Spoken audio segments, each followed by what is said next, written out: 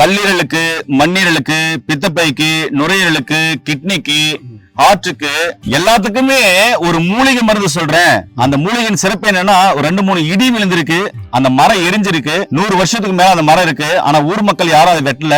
அங்க இருக்கிற அந்த மூலிகைகளை மட்டும் பறிச்சு சாப்பிடுறாங்கன்னு சொன்னீங்களே, அது என்ன மரம்? அது மக்களுக்கு தாராளமா சொல்லுங்க. ஏன்னா இப்படிப்பட்ட ஒரு அரிவகை மூலிகை எல்லாம் பாத்தீங்கன்னா சித்த மருத்துவத்தில் இருக்குன்றத மக்கள் தெரிஞ்சுக்கின்றதுனால தான் இந்த கேள்வி கேட்கறீங்க. ஆமா சார், இதான் சார் அந்த இடித்தாங்கி மரம். இதுதான் அந்த இடித்தாங்கி மரங்களா? இடித்தாங்கி மரம்.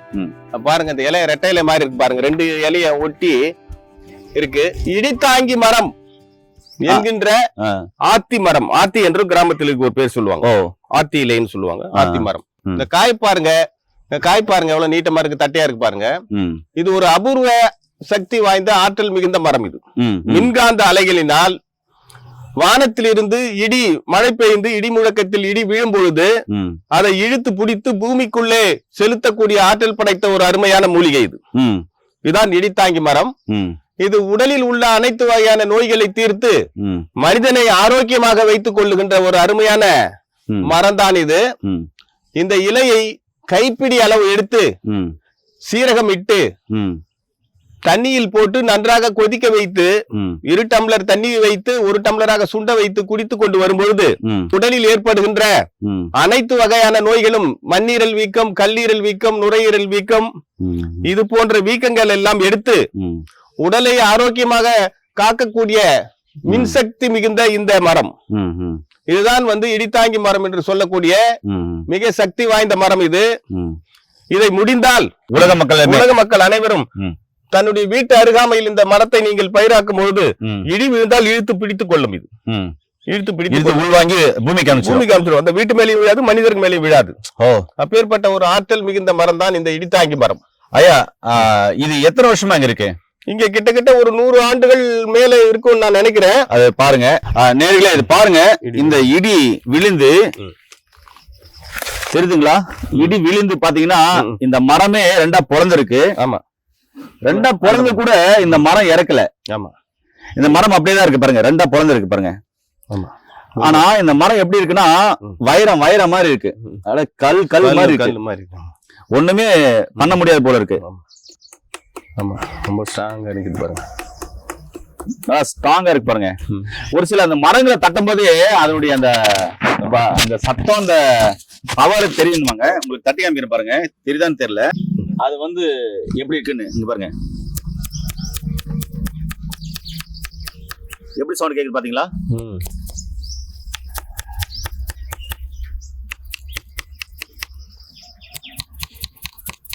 அப்படியே இரும்பு மாதிரி இருக்கு.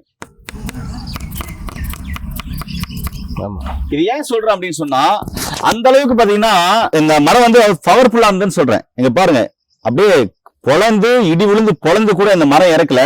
இன்னொன்னு, இந்த இடத்துல இருக்கிற ஊர் மக்கள் பாத்தீங்கன்னா இந்த மரத்தை ஒரு பொக்கிஷமா வளர்த்துட்டு வராங்க. இங்க இருக்கிற எல்லா மரங்களும் வெட்டப்பட்டிருக்குது, ஆனா இந்த மரம் மட்டும் யாருமே கை வைக்கல, வெட்டல. சரி, இதுல இருந்து நம்ம சாப்பிட்டா என்னென்ன நோய்கள் குணமாகும் அப்படின்றத ஐயா கேட்கலாம். இத சாதாரணமா ஒரு பிடி இந்த இலையை பறிச்சு எடுத்துக்கணும்.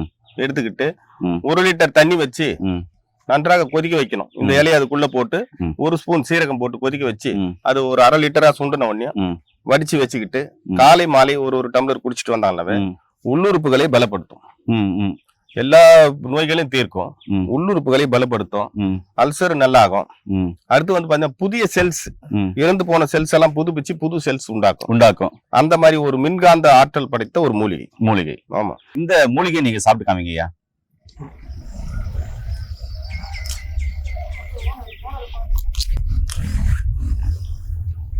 ஆஹா, செம்மையா சாப்பிடுறாரு. என்னையா அழகா ரசிச்சு ருசி சாப்பிடுறீங்க, நீங்களும் சாப்பிடுறீங்க. ஐயாவும் சாப்பிடுறாரு. ஐயா, நீங்களும் சாப்பிட்டுக்கிறீங்க. உள்ள வாங்க ஐயா, உள்ள சாப்பிடுங்கய்யா. நீங்களும் சாப்பிடுறீங்க. என்ன டேஸ்ட்ல இருக்கு ஐயா? சிறு கசப்பு, ஒரு இனிப்பு, எல்லாம் ரொம்ப அழுத்தமா இருக்கு. ஓ, ஸ்ட்ராங்கா இருக்கு. இடியே தாங்குதுன்னா ஸ்ட்ராங் இல்லாம எப்படி இருக்கும்? அதனாலதான். ஐயா, நீங்க சொல்லுங்க, என்ன டேஸ்ட்ல இருக்கு? நல்லா இருக்குது ஐயா. நல்லா இருக்குது. ஐயா, நீங்க சொல்லுங்க, இந்த மரம் எத்தனை வருஷம்? 100 வருஷத்துக்கு மேல இருக்குது. 100 ஆண்டு காலம் மேல இருக்கும். 100 ஆள் மேல இருக்கும். பெரியவங்க முன்னோர்கள் இந்த மரத்தான மட்டும் ஆ.